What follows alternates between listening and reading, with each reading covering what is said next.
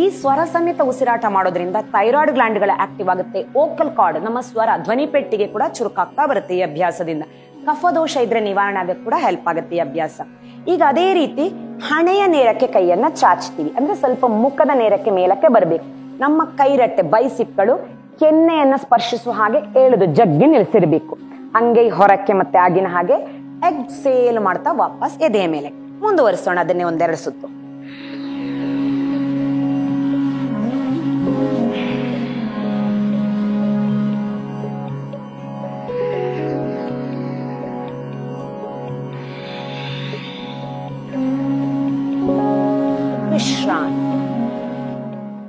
ಈಗ ಅದರಲ್ಲೇನೆ ಇನ್ನೊಂದು ಭಾಗವನ್ನ ಮಾಡ್ತೀವಿ. ಕೈಯನ್ನ ಮೇಲಕ್ಕೆ ಚಾಚ್ತೀವಿ, ತಲೆಯ ಮೇಲಕ್ಕೆ, ಹಾಗೇನೆ ಮುಖದ ಮುಂದಿನಿಂದ ಹಿಡಿದಿರುವ ಕೈಯನ್ನ ಮೇಲಕ್ಕೆತ್ತಾ ಅಂಗೈ ಮೇಲ್ಮುಖವಾಗಿ ತಿರುಚಿ ಈಗ ಕೈರಟ್ಟೆ ಬೈಸಿಪ್ಗಳು ಕಿವಿಯನ್ನ ಸ್ಪರ್ಶಿಸ್ಬೇಕು.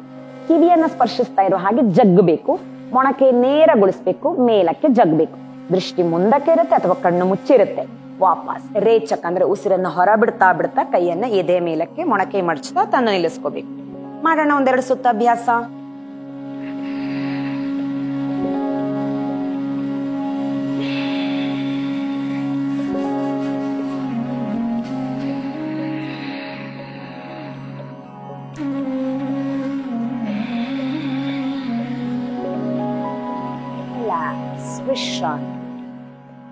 ಈಗ 3 ಹಂತದ ಅಭ್ಯಾಸ ಆಯ್ತು. ಇನ್ನು ಮುಂದುವರೆದ ಭಾಗವಾಗಿ ಮಾಡ್ತೀವಿ ಕಾಲ್ನ ಎತ್ತಿ ಮಾಡುವಂತ ಅಭ್ಯಾಸ. ಇದಕ್ಕೆ ಬ್ಯಾಲೆನ್ಸ್ ಅವಶ್ಯಕತೆ ಇದೆ, ಹಾಗಾಗಿ ಕಡ್ಡಾಯವಾಗಿ ಕಣ್ಣು ತೆರೆದ ಅಭ್ಯಾಸವನ್ನ ಮಾಡಬೇಕು. ಆಂಕಲ್ ಸ್ಟ್ರೆಚಿಂಗ್ ಬ್ರೀದಿಂಗ್ ಅಂತ ಹೇಳ್ತೀವಿ. ಆಂಕಲ್ ಅನ್ನ ಸ್ಟ್ರೆಚ್ ಮಾಡ್ಕೊಂಡು ಅಂದ್ರೆ ಹಿಮ್ಮಡಿಗಳನ್ನ ಎತ್ತೀವಿ.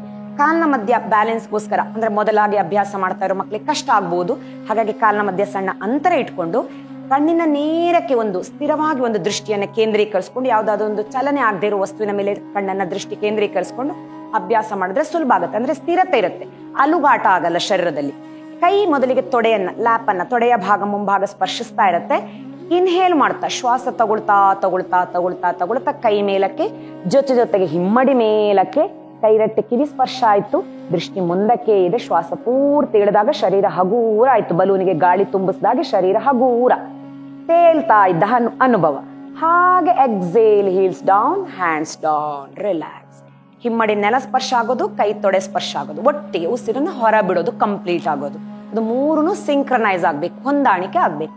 ಇನ್ನೊಂದು 2 ಸುತ್ತಿ ಇದೆ ಅಭ್ಯಾಸ. ಬ್ರೀದ್ ಇನ್ ಅಪ್.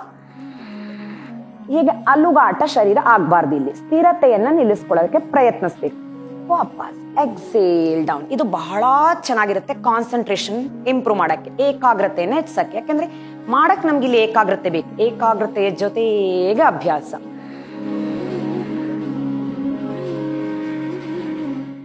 ಇದನ್ನ ಮಕ್ಕಳು ಹೆಚ್ಚು ಅಭ್ಯಾಸ ತಗೋಬಹುದು. 5 ಸುತ್ತು 10 ಸುತ್ತು ಇದೇ ರೀತಿಯಲ್ಲಿ ಹ್ಯಾಂಡ್ಸ್ ಇನ್ ಅಂಡ್ ಔಟ್ ಮಾಡ್ತಾ ಹೀಲ್ಸ್ ಅಪ್ ಮಾಡಬಹುದು. ಈ ರೀತಿಯಲ್ಲಿ ಎಕ್ಸೇಲ್ ಮಾಡ್ತಾ ಹೀಲ್ಸ್ ಡೌನ್, ಹ್ಯಾಂಡ್ಸ್ ಡೌನ್ ಅನ್ನ ಮಾಡಬಹುದು. ಈ ಬ್ಯಾಲೆನ್ಸಿಂಗ್ ಅಭ್ಯಾಸ ನಾವು ಎಷ್ಟು ಮಕ್ಕಳಿಗೆ ಕೊಡ್ತೀವೋ ಅಷ್ಟು ಉತ್ತಮ.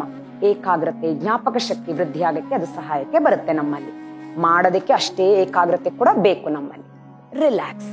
ಇದಿಷ್ಟು ನಿತ್ಯ ಸ್ಥಿತಿಯಲ್ಲಿ ಅಥವಾ ಕೂತ ಸ್ಥಿತಿಯಲ್ಲಿ ಮಾಡುವಂತಹ ಪ್ರಿಪರೇಟರಿ ಸ್ಟೆಪ್, ಪ್ರಾಣಾಯಾಮದ ಮೊದಲ ಪೂರ್ವ ತಯಾರಿ ಅಭ್ಯಾಸ, ಬ್ರೀದಿಂಗ್ ಎಕ್ಸರ್ಸೈಸ್ ಅನ್ನ ನೋಡಿದ್ವಿ.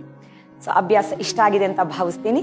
ಇದೇ ರೀತಿ ವಿವಿಧ ಭಿನ್ನ ರೀತಿಯ ಪ್ರಾಣಾಯಾಮ ಅಥವಾ ಆಸನದ ಅಭ್ಯಾಸ ಅಥವಾ ಲೂಸನಿಂಗ್ ಎಕ್ಸರ್ಸೈಸ್ಗಳನ್ನ ಮುಂದಿನ ಸಂಚಿಕೆಗಳಲ್ಲಿ ಕೊಡ್ತಾ ಹೋಗ್ತೀವಿ. ಅಲ್ಲಿವರೆಗೂ ನೋಡ್ತಾ ಇರಿ ಆಯುಷ್ ಟಿವಿಯನ್ನ. ಧನ್ಯವಾದಗಳು.